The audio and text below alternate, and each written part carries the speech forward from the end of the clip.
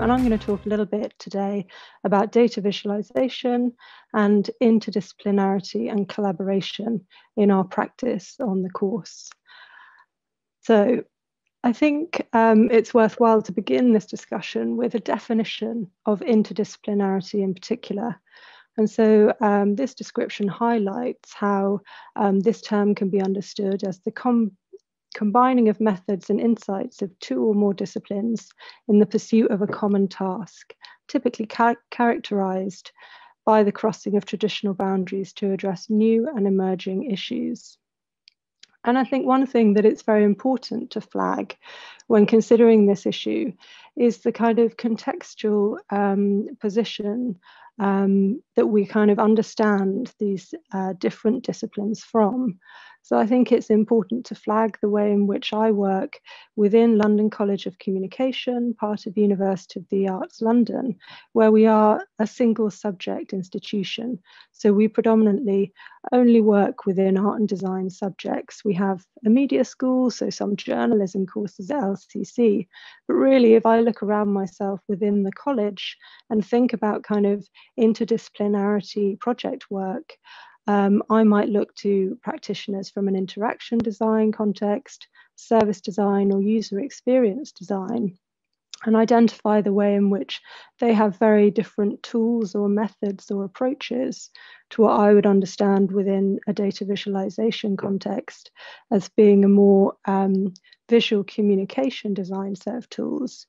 But it's important to acknowledge that if we zoom out of that perspective, you know, from a kind of wider lens view, all of those of what to me seem to be kind of different disciplines can also be grouped together within the concept of art and design practitioners. So I think it's important to acknowledge that interdisciplinarity at different kind of micro and macro levels can mean different things.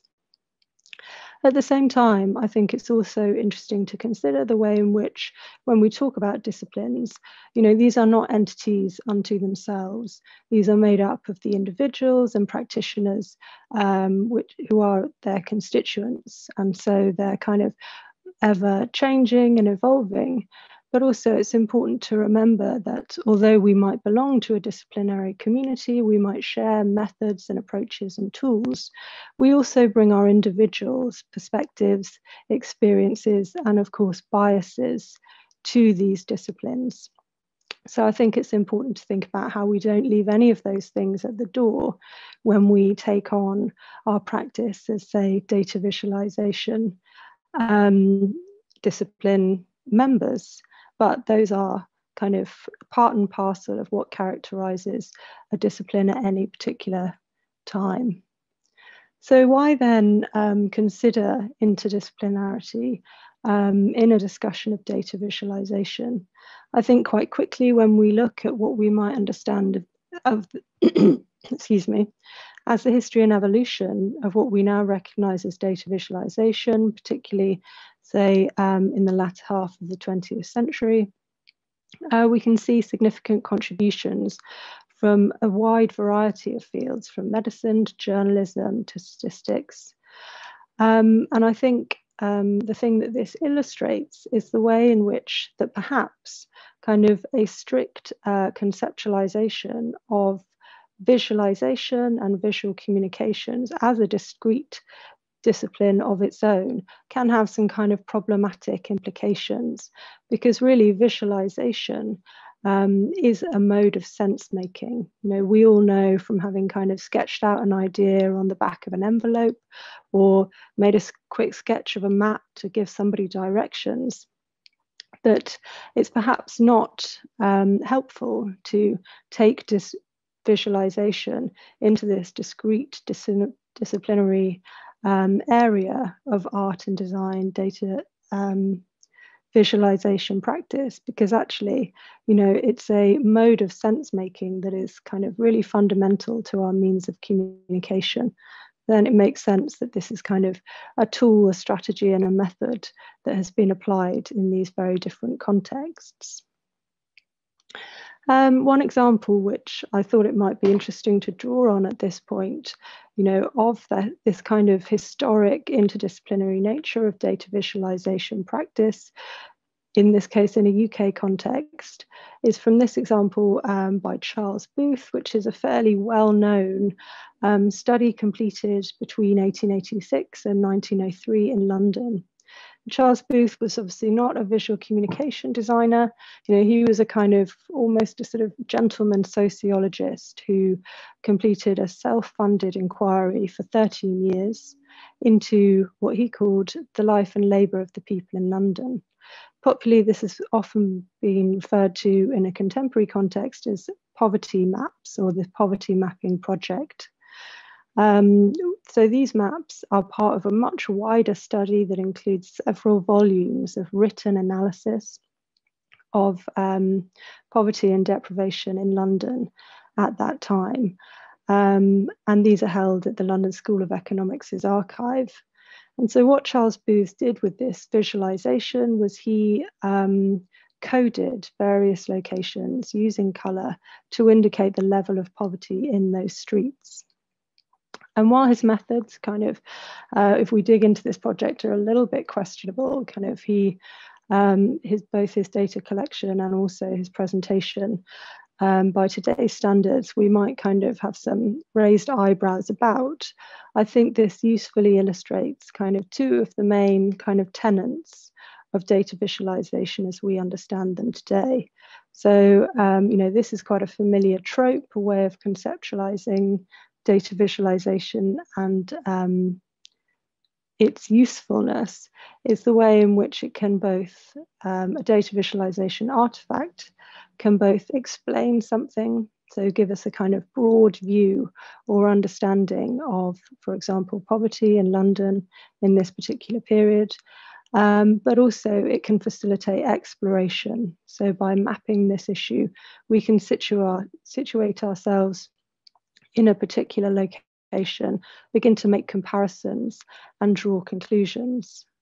But I think what's important to flag about this conceptualization of data visualization and visualization as a whole is this dual role of exploration. So visualization does not only refer to artifacts that we produce, but also it's an active practice that we visualize to explore and to make sense of information.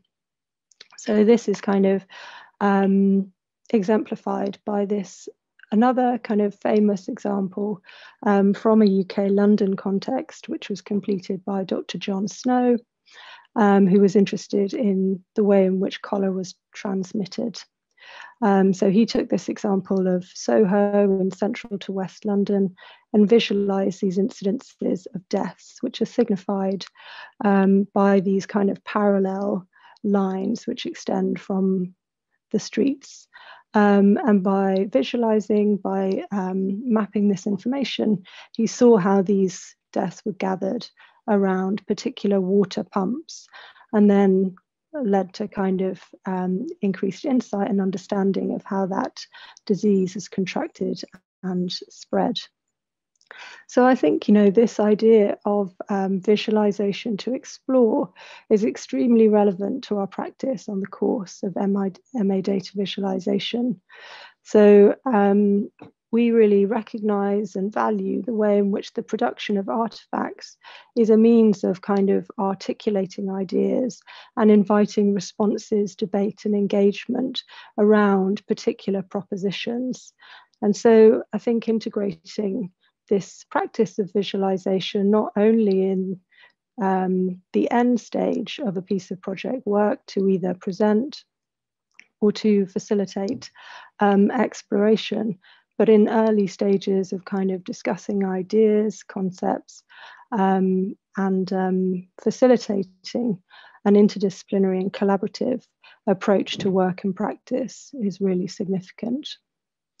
This is another visualization which I think kind of aptly suggests the way in which interdisciplinary practice is so relevant to data visualization practice. This is Catherine D'Ignazio's diagram of data visualization. and the various and diverse processes involved in that practice. So here to the far right, we have the kind of presenting data. So we could understand, participants or practitioners in an art and design context only being confined to that one particular part of this long and complex process. But in actuality, we frequently see people working across and throughout these different procedures. But I think the complexity of each suggests the way in which the actually interdisciplinary working, project work that involves the contribution of people from more than just a visual communications discipline is so important and so valuable for data visualization practice. So one of our intentions and ambitions in the course is to increasingly open up that space of the art and design institution within the academy, and facilitate collaborative and interdisciplinary working spaces in that context.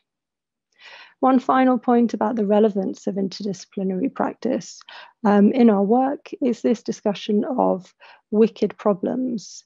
So wicked problems are described by Crouch and Pearce in a book called Doing Research in Design as problems that are so complex that they have no single solution and are in fact never solvable and require continued research in order to be kept within our understanding. So this is drawing on a concept developed by Rittel and Weber in 1972, who were really looking at a urban planning context. And they highlighted the way in which they understood that it had become impossible to define and then simply implement solutions to problems in an urban planning context because of the demand to consider so many different stakeholders, and so many of the solutions that we do define in that context would then create problems of their own because of the way in which they might necessarily privilege certain actors or groups or interests above others. And so I think this concept of wicked problems and their increasing pervasiveness in our social context, again, prompts us to look to interdisciplinary project work rather than sticking within our disciplines and our disciplinary methods in order to address these increasingly complex issues and problems. So this in many ways is a little bit of a reversal of what might be understood as a traditional concept of a visual communication research and design process, where we might have previously understood that to be about the designer researcher going out and gathering information, collecting together information, performing analysis on that, and then synthesizing that analysis into one really affecting and engaging artifact. However, a acknowledgement of the relevance of wicked problems and the importance of interdisciplinary working as a response forces us to move beyond that problem solving narrative. So how then do we equip participants on the course to work in this way with interdisciplinary teams and sharing and exchanging different methods, tools, and approaches? So I'm just going to run through some examples of project work that we've produced on the course, and also hang these around some key principles that these have prompted us to consider when approaching interdisciplinary work and project work more broadly. So the first principle is to integrate visualization to explore in outcomes to facilitate collaborative and interdisciplinary discussion and debate. So one example of this is a piece of project work which was completed by Zihao Wang in 2019. And he was particularly interested as an international student who traveled to the UK to complete a master's degree. He was quite interested in what he perceived as the disconnect between different kind of expectations and agendas within higher education provision. So he felt that there were kind of the institution's priorities, aims and ambitions, the aims and ambitions of student participants, which also differed from those of tutors and administrators within the university. And so he built this kind of large-scale framework for visualization that he asked people to use these kind of lo-fi kind of string technique to visualize how much they valued or did not value the measures defined by the Higher Education Academy for measuring success within higher education institutions. And crucially, kind of Harry Zihao used this as not only a method of presentation, but a means of kind of research, and also a means to kind of prompt discussion and debate and responses to people of both the prior participants, but also their response to what was often kind of the revelation of how universities in the UK were kind of measured. A second project began with a collaborative brief that we defined with the British Red Cross in 2018. And for this project, the British Red Cross sort of came to us initially with a brief which focused on the way that they felt that narratives around international development were frequently either very focused on big numbers or very focused on kind of individual stories. And they were interested in seeing how we might explore kind of narratives and presentations that didn't sit discreetly in one of those two camps. However, in their brief, one of the things that they highlighted was the way in which the story of migration is often misrepresented and highly politicized, the two often being causal in nature. And this was something that a group of students and a tutor picked up on and developed this outcome for a piece of work within the London Design Festival. So this kind of was a response to the way in which in the UK context there is a lot of misconception around migration, and people frequently overestimate the inflow of migration into the UK and underestimate the outflow. So what this kind of interactive installation did, it used projection mapping to first, the user sees the blank wall and is asked to use these red dots to estimate what they think is the inflow and outflow of migration in countries and cities. And then the ONS, Office for National Statistics, data on this is overlaid on that. And it's an attempt really to provoke a kind of reflection among individuals on the kind of highly politicized nature of our perception of some of these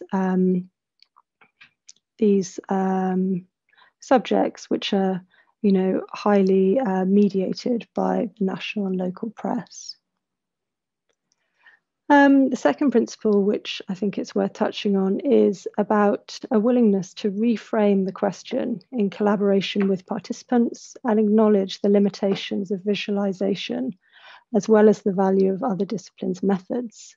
And I think this was kind of really illustrated to us in a project which came to be known as Redesign Youth Futures, but it was really kind of, the origin of the project is really around youth violence and knife crime, which in the UK in recent years, there has been almost a sort of moral panic around knife crime, particularly for the way in which this is frequently involved as both kind of perpetrators and victims, quite young teenagers.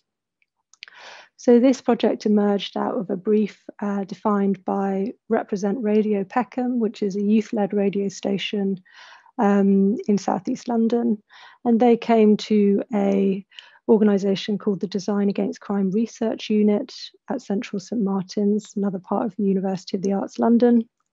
And they put together this project where we responded to this observation by Represent Radio that they were frequently kind of attempting to discuss knife crime and responses to knife crime with policymakers, but they were constantly battling against a kind of criminal justice response to this. And they wanted to kind of explore alternative narratives that perhaps might provoke more effective responses to this issue.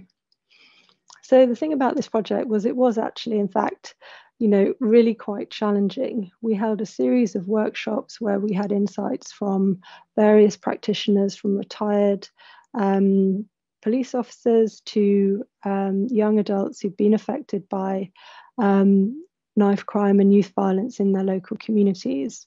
We also did a variety of participatory workshops where we kind of did initial stage visualization and sketching to kind of explore this issue. And what we really discovered through these was the way in which that data visualization was arguably not a particularly appropriate tool for addressing this concern, because of the way in which data available on it was extremely incomplete and hard to compare. Also, it kind of really illustrated the way in which data can frequently tell us what has happened in the past, but is not very good at telling us why. So the outcomes that the participants produced were largely things like this, which is a proposal for an exhibition that combines individual stories and perspectives with a visualization of declining service provision in local communities.